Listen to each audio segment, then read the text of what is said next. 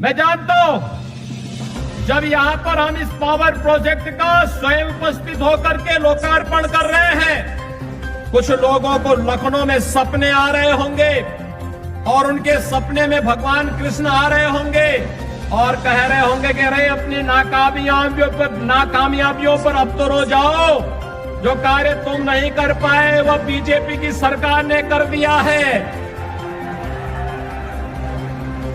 भगवान कृष्ण आज उनको कोस रहे होंगे और इसलिए कोस रहे होंगे क्योंकि भगवान कृष्ण ने उनको यह भी जरूर कहा होगा कि जब तुम्हें सत्ता मिली थी तब मथुरा, वृंदावन, बरसाना, गोकुल, बलदेव के लिए कुछ नहीं कर पाए, लेकिन वहां पर कंस को पैदा करके जवाहर बाग की घटना जरूर करवा दिए थे। यानी ये हरकतें थी पिछली सरकार की। वहां पर कृष्ण से मतलब नहीं, उनको भगवान कृष्ण से मतलब नहीं था, वे तो कंस के उपासक थे और कंस को ही पैदा भी करते थे। और तब वही कंस जब पैदा होते थे तो जवाहर बाग की घटना भी घटित होती थी, जिसमें एसपी सीटी मुकुल द्विवेदी भी शहीद हुए थे। भाइयों बहनों, आज मैं आप सबसे कहने के लिए आया हूं, 2012 से 17 के बीच पहला दंगा कहीं हुआ था, उसी मथुरा की धरती में कोसी कला से प्रारंभ हुआ था। जवाहर बाग की घटना उसी मथुरा जिले में हुई थी। मुजफ्फरनगर का दंगा कौन भूला होगा? अलीगढ़ में विवाद कौन भूले हैं? बरेली में दंगों की एक लंबी श्रृंखला, और इस पश्चिमी उत्तर प्रदेश में बेटियों की सुरक्षा के साथ जो खिलवाड़ होता था, ये किसी से छुपा हुआ नहीं है। और इसलिए भाइयों बहनों, पिछले 4.5 पौने 5 वर्ष के दौरान मैं कह सकता हूं, उत्तर प्रदेश में हमारे इन जनप्रतिनिधियों, प्रशासन, पुलिस और सभी ने मिलकर के जो कार्य किया है, आज उसका परिणाम है उत्तर प्रदेश दंगा मुक्त प्रदेश बन गया है। अब प्रदेश में दंगा नहीं, अब भाइयों बहनों प्रदेश में गन्ना उत्पादन होता है। पहले गन्ना नहीं, पहले दंगों का उत्पादन होता था। अब प्रदेश में गन्ने का उत्पादन हो रहा है, और गन्ने का उत्पादन हो रहा है तो फिर साथा चीनी मिल वंचित कैसे रह जाएगी?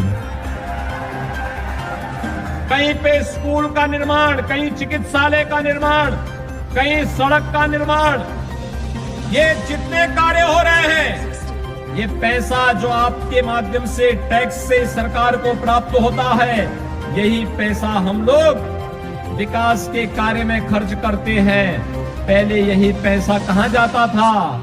आज आप जो सरकार जेसीबी लगा करके उस पैसे को दीवालों से निकाल करके बाहर कर रही है समाजवादी पार्टी के नेताओं के, ये पैसा पहले वहीं चला जाता था। भाइयों बहनों, पिछली सरकार की कोई विकास की सोच नहीं थी, पिछली सरकार की विकास की कोई सोच नहीं थी।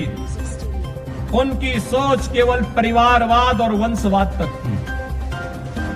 अपने परिवार के बारे में सोचते थे, अपने वंश के बारे में सोचते थे, पैसा लूटते थे और लूट का पैसा फिर ऐसे ही दीवार चिन चिन करके बना करके जमा करके रखते थे, और फिर वक्त आने पर उनको प्रदेश में दंगों को कराने में, भड़काने में, गरीबों की संपत्ति को लूटने में उस पैसे का ये लोग दुरुपयोग करते थे।